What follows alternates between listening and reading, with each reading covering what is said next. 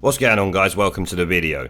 Now, before we start, I just want to thank the channel's Patreon and Subscribe-Star members, along with everyone who has donated through PayPal and the Super Chat features during the live stream. Now, we're going to take a look at a clip from Shelagh Fogarty's LBC radio show that was brought to my attention yesterday. A guy named Mike from Ware called into the show to ask Shelagh about the Robin Tilbrook case that is going through the courts now, because they argue we already left the EU on the 29th of March 2019, which was the original date set when Article 50 was triggered by Parliament. I think Mike is a bit nervous during the call, but he still gets the information out there. LBC are reporting this case on their website as a Brexit conspiracy theory, which is both pathetic and hilarious for a number of reasons. Like, I didn't know a legal court case could be considered a conspiracy theory, but I get what you're doing there, LBC. Discredit the case in the eyes of the average Joe, who is not up to snuff on the Remainstream media's skullduggery, obviously hoping they won't look into it. Mike in Ware, hello. Hello. Yeah, I just really wanted to inject some honesty into this debate because I know I've listened to your views, Shelagh, and so have many other people.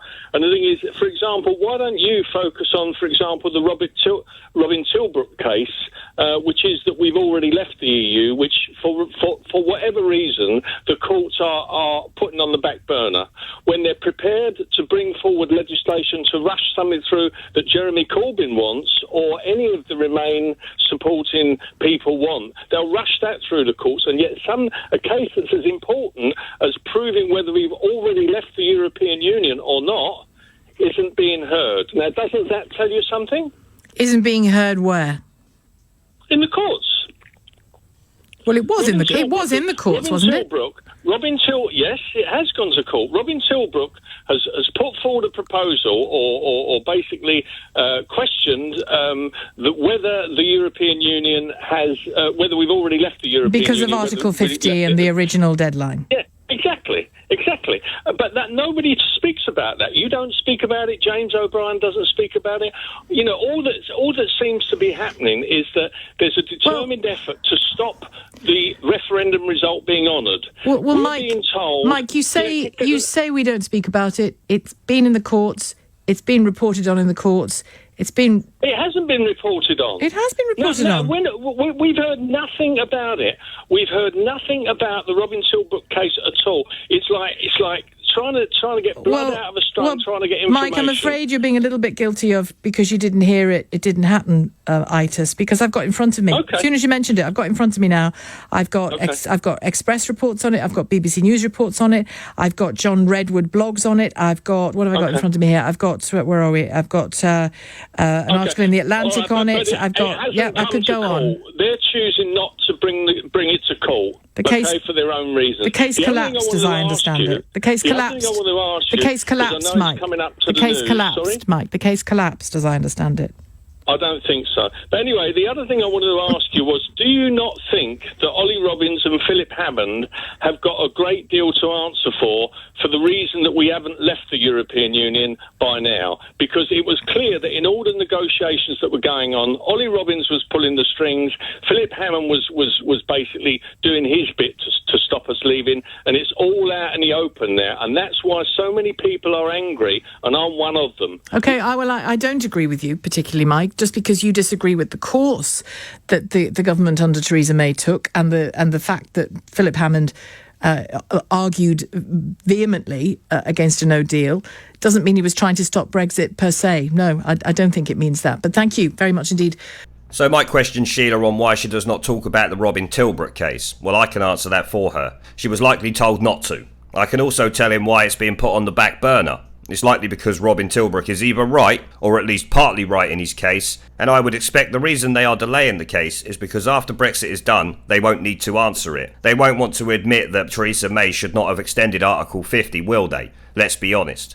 The real issue is the media not reporting on it. But Mike is interested in calling out the courts for rushing through Ramona cases like those of Commissar Corbynov, which is a true statement, unfortunately.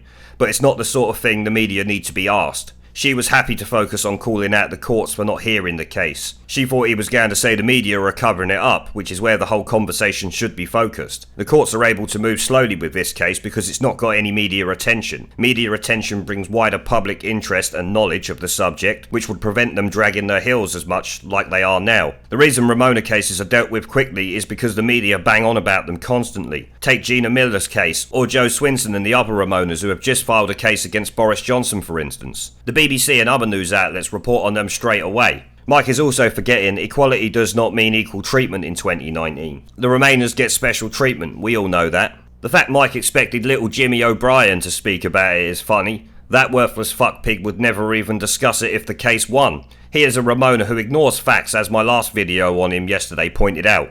The guy's a slimy toad. Honesty is a swear word to him like democracy. But then again, even Farage won't speak about it, so definitely James O'Brien was never going to even entertain it, was he? Mike is right when he says there is a determined effort to stop the referendum result from going ahead. Sheila out and out lies about the BBC reporting on the Robert Tilbrook case. They have not reported on it at all that I can see. I found an article from before the referendum about Robin Tilbrook, but obviously that's not going to be about the case now, is it? There is a petition to get the BBC to report on it, so I'm not sure where she's got the BBC from. The Express is the only mainstream media outlet to report on it that I can find. Even when it was chucked out by the Ramona judge, they still didn't report on it. You can hear her struggling to find reputable sources to claim have reported on it. And as I said, she openly lied about the BBC. After that, she keeps shouting out that the case collapsed, which I'm sure it didn't. It's being appealed, so it's hardly collapsed, has it? No matter how many times you shout that out, Sheila, it won't change it. I'm sorry. He is calling out the disingenuous spunk trumpets in the media and in the courts, who don't report the facts, or, like the Robin Tilbrook case, completely ignore its existence. Mike then goes on to call out Ollie Robbins and Philip Hammond for the complete shit show that is the Brexit preparations up until now. Of course, Sheila disagrees with him, not because he is wrong, but because he thinks something different to her. He don't agree with the court's decision, and because he rightly pointed out that the Maybot government had sabotaged Brexit for the last 3 years, she doesn't like it. Her claim that Philip Hammond did all he could to deliver Brexit is complete bullshit. It's now a known fact Philip Hammond refused to tell businesses to prepare for a no-deal Brexit. Because, of course, Maybot's government had no plans to take us out of the EU with or without a deal. Why do you think she came back with a deal she knew Parliament would never go for? Incompetence plays a part, of course, but her Remain status is what really dictated her government policy. Sheila has to be one of the few idiots to actually try and defend Maybot's government for some reason. Sheila, think about it logically for a moment. If these MPs now argue against the legal default position that they agreed to by passing Article 50, and then a couple of years later try to block the policy that they've all voted for, it kind of shows that they are trying to block Brexit. Which, as Mike said, is exactly what Philip Hammond and every single one of the 498 fuckpig MPs who voted to invoke Article 50 and now decide they want to block the WTO Brexit that they all voted for. I'm not sure what other evidence you want before you admit that these MPs are not just trying to block no deal, they are actively trying to block Brexit. Now, as I said at the beginning of the video, the article that brought my attention to this clip headline claimed that she instantly proved the caller wrong over the Brexit conspiracy theory. Well, where the fuck did she prove him wrong? And how is a court case a conspiracy theory, LBC? I'm waiting. But anyway, I'm going to end the video there, guys. Let me know what you think down in the comments section below. Remember to leave a like, subscribe and share this video as it helps the channel a lot. And I will see you all in the next one.